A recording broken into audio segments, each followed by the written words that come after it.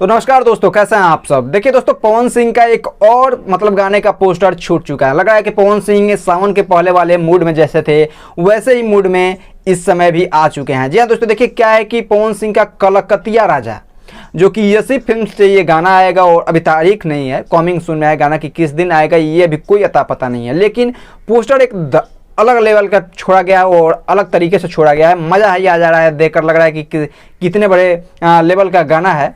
थोड़ा सा इस पर चर्चा कर लेते हैं। इस गीत को लिखे हैं निक्की निहाल और संगीत है प्रियांशु सिंह का।